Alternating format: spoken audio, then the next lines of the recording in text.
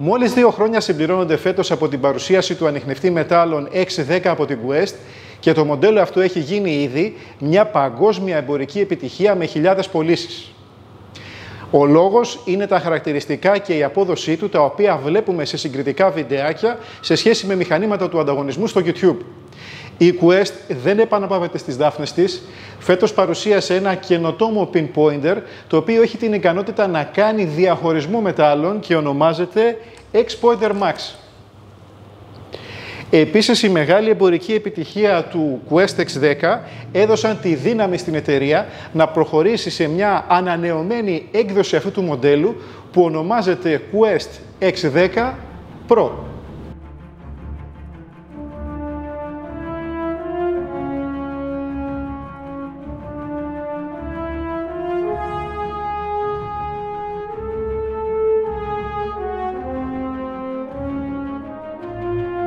Το Quest X10 Pro παρέχει όλα αυτά τα χαρακτηριστικά για τα οποία έγινε δημοφιλές και best seller το Quest X10.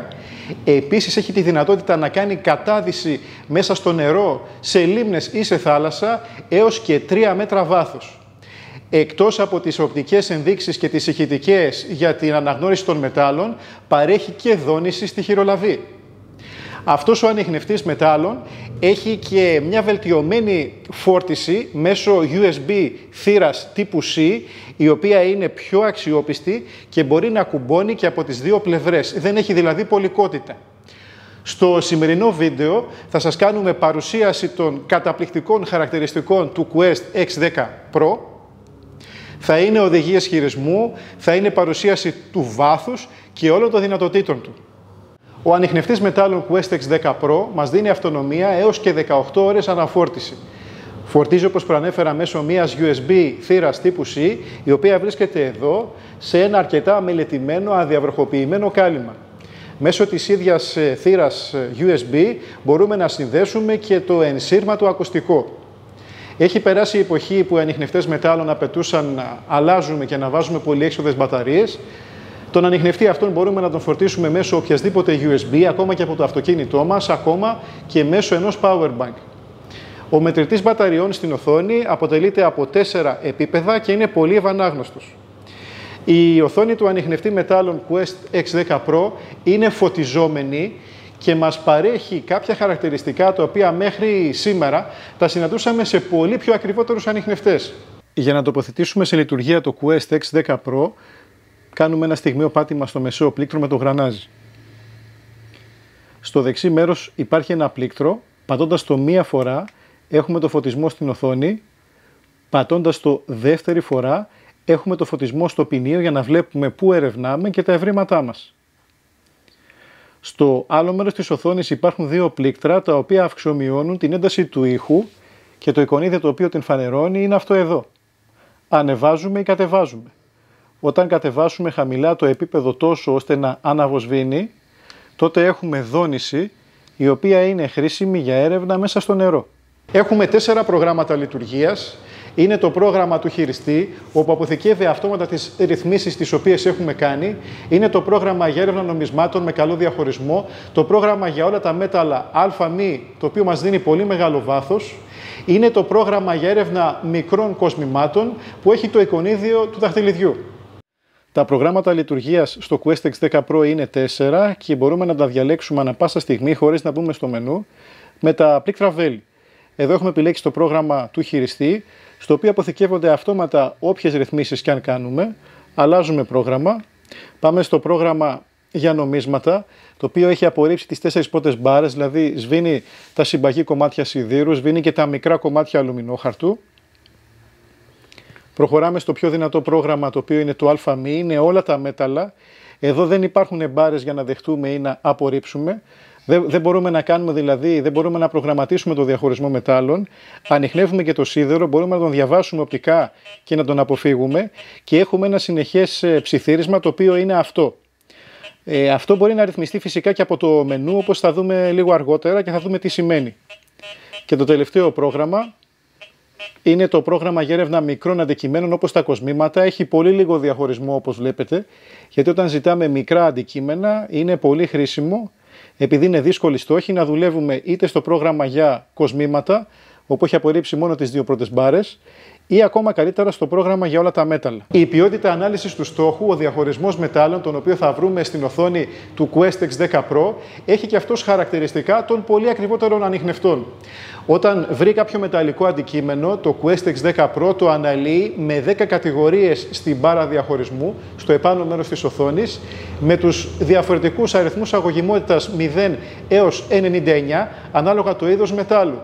Επίσης, μας δίνει διαφορετικούς τόνους στον ήχο, τους οποίους μπορούμε να τους επιλέξουμε από 1 έως 6 τόνους ηχητικού διαχωρισμού. Οι τρόποι που αναγνωρίζει τα μεταλλικά αντικείμενα το Questex 10 Pro είναι 3. Οι δύο από αυτούς είναι οπτικά. Έχουμε την μπάρα με 10 κατηγορίες, 10 κουτάκια μετάλλων. Πρώτο, δεύτερο και τρίτο ανταποκρίνονται σε μεγέθη σιδήρου, μικρό, μεσαίο, μεγάλο, συμπαγή όμως κομμάτια σιδήρου.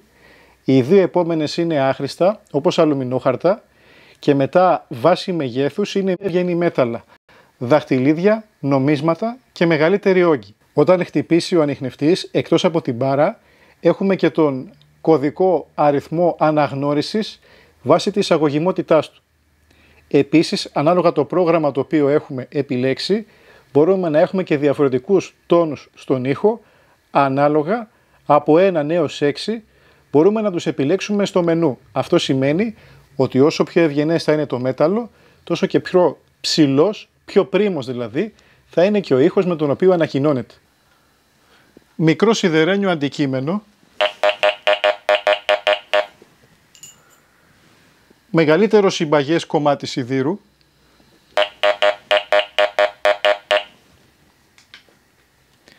αλουμινόχαρτο, μικρό αντικείμενο όπως ένα δαχτυλίδι, μέγεθος νομίσματος, ένα μεγάλο νόμισμα ή μεγάλα αντικείμενα από μη σιδηρούχα μέταλλα. Ο τσίγκος αλλά και τα κράματα σιδήρου έχουν αστάθεια στην αναγνώριση.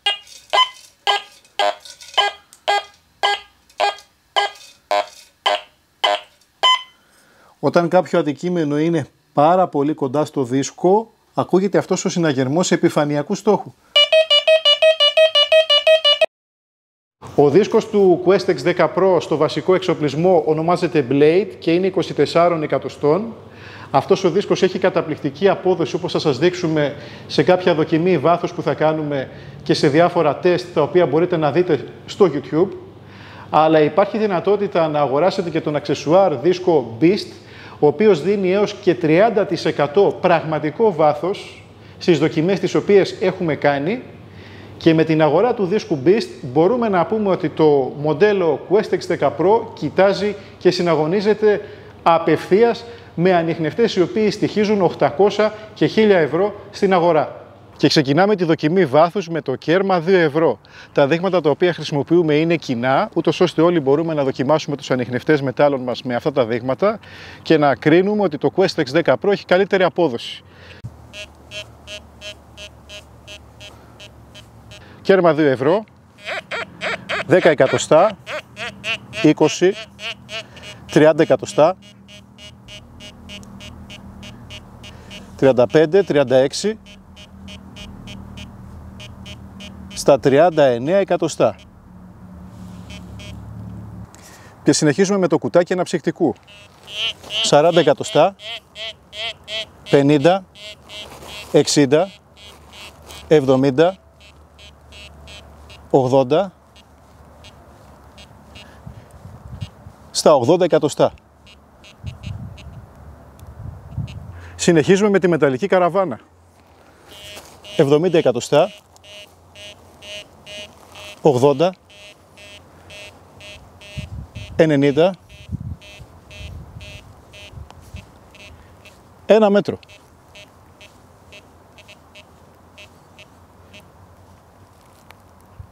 Και τελειώνουμε τη δοκιμή μας με μέγεθος κυβωτίου πυρομαχικών.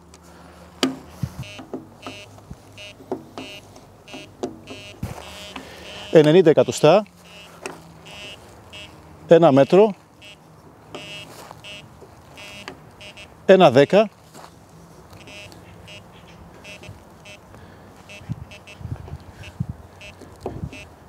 1,15.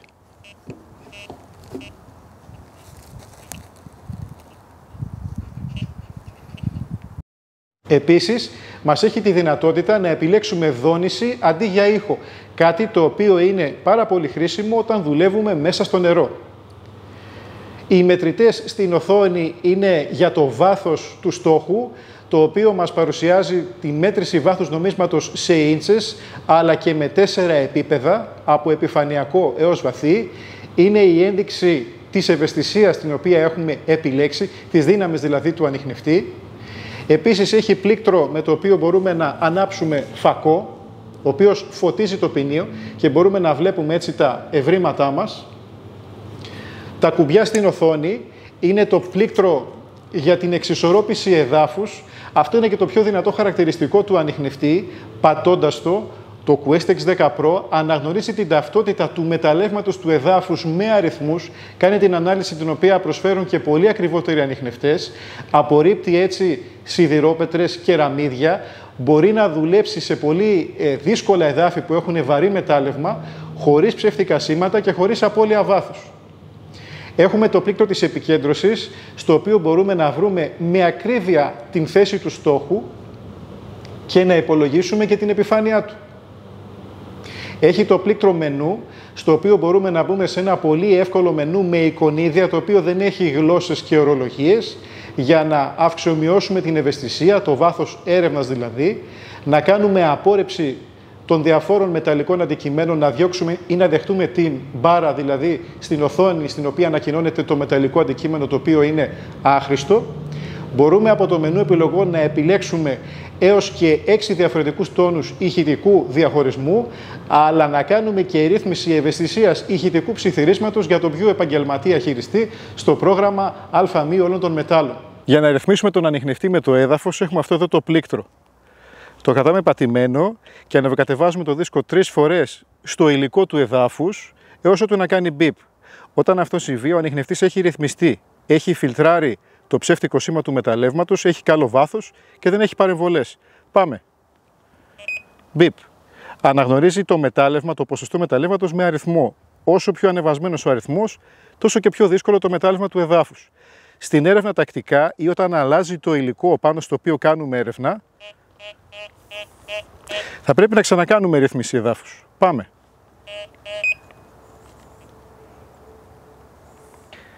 Έχουμε και ένα δείγμα από πολύ δύσκολο μετάλλευμα, μια σιδηρόπετρα. Αλλά και αυτή δεν είναι πρόβλημα για το Quest 10 Pro. Μπορούμε να κάνουμε ρύθμιση πάνω της.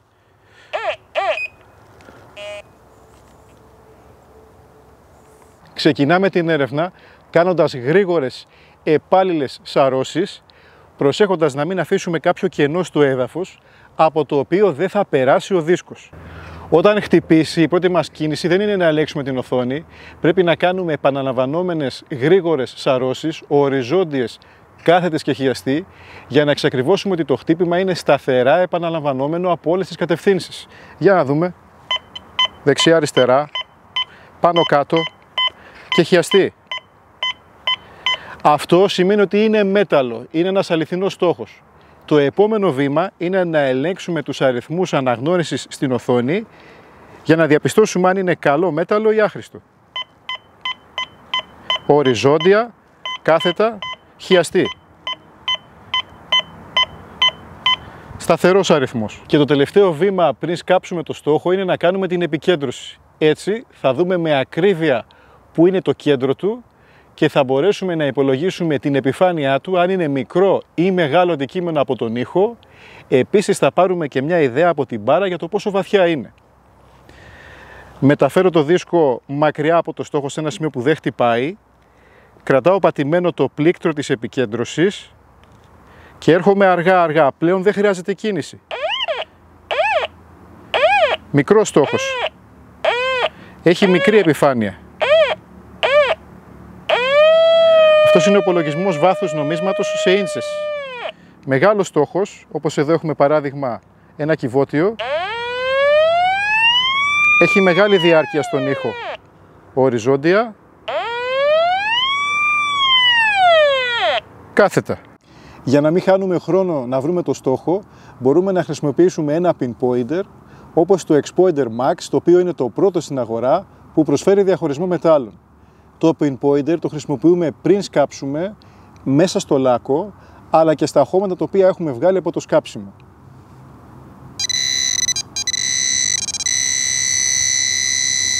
Το ευγενές μέταλλο έχει πράσινο φως και ψηλό τόνο.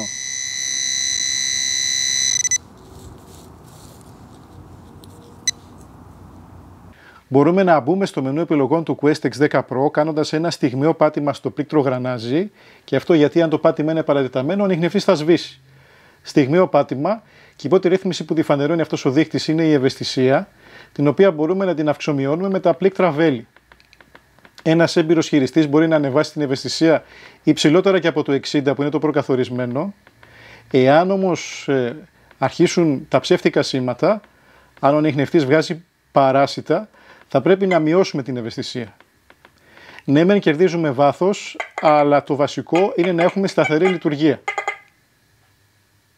Την ευαισθησία μπορούμε να την αυξήσουμε ανάλογα αν είμαστε έμπειροι και αν το επιτρέπει το έδαφος ή εκεί οι συνθήκες μεταλλεύματος του εδάφους. Δεύτερο πάτημα στο μενού, έχουμε τη δυνατότητα με τα πλήκτρα βέλη να μετακινηθούμε σε μία μπάρα και να την δεχτούμε ή να την απορρίψουμε, να την εξαφανίσουμε δηλαδή, απλά πατώντας το πλήκτρο γρανάζι, όπως θα σας δείξω και θα κάνουμε ένα παράδειγμα επιλεκτικής απόρριψης, όπως λέγεται. Ελέγχουμε πρώτα σε ποια κατηγορία της μπάρας ανακοινώνεται το άχρηστο μεταλλικό αντικείμενο, το οποίο θέλουμε να κάνουμε επιλεκτική απόρριψη. Εδώ. Μπαίνουμε στο μενού επιλογών και στη ρύθμιση επιλεκτικής απόρριψης. Μεταφερόμαστε με τα πλήκτρα βέλη στη συγκεκριμένη μπάρα, με ένα στιγμιαίο πάτημα στο πλήκτρο μενού, την απορρίπτουμε. Την εξαφανίζουμε από την μπάρα. Πλέον ο ανιχνευτής δεν ανταποκρίνεται στο συγκεκριμένο μεταλλικό αντικείμενο.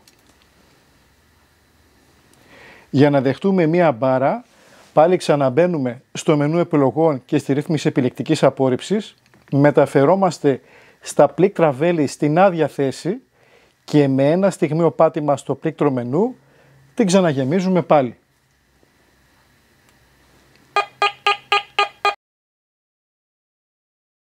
Επίσης έχουμε τη δυνατότητα να αυξάνουμε τους τόνους έως 6 τόνους, με τους οποίους ανακοινώνονται τα μεταλλικά αντικείμενα στον ήχο. Χωρίζει δηλαδή ο ανιχνευτής τις μπάρες όταν ανιχνεύει κάποιο μεταλλικό αντικείμενο σε 6 ήχους από μπάσο έως πρίμο. Οι ρυθμίσεις στο μενού επιλογών όταν ερευνάμε στο πρόγραμμα για όλα τα μέταλλα που είναι και το πιο βαθύ είναι λίγο διαφορετικές. Μπαίνω στο μενού, υπάρχει ρύθμιση της ευαισθησίας και εδώ το προτινόμενο είναι γύρω στο 55. Αν ο ανιχνευτής κάνει παράσιτα μπορούμε να μειώσουμε την ευαισθησία. Αν δουλεύει σταθερά μπορούμε να την αυξήσουμε. Ο σκοπός είναι να το αφήσουμε σε κάποια θέση στην οποία θα υπάρχει ένα ελαφρύ ψιθύρισμα. Δεύτερη επιλογή που μας δίνει δεν είναι η απόρριψη μπάρας, αυτό δεν το επιτρέπει εδώ. Η δεύτερη επιλογή είναι ο ψίθυρος. Ο ψίθυρος είναι αυτός που ακούμε. Αν τον κατεβάσουμε πολύ χαμηλά, χάνουμε λίγο βάθος. Θα πρέπει να το ρυθμίσουμε να ακούγεται τόσο όσο δεν είναι ενοχλητικό. Η ράβδος στον ανιχνευτή μετάλλων Questex 10 είναι και αυτή πολύ μελετημένη. Όχι μόνο είναι διαιρούμενη σε 3 κομμάτια, αλλά μπορούμε να αφαιρέσουμε το μεσαίο κομμάτι και εφαρμόζει κατόπιν το κάτω κομμάτι της ράβδου στο επάνω της χειρολαβής. Ο ανιχνευτής έτσι γίνεται πάρα πολύ μικρός, οι αναλογίες του είναι ιδανικές για να τον χειριστεί ακόμα και ένα παιδί.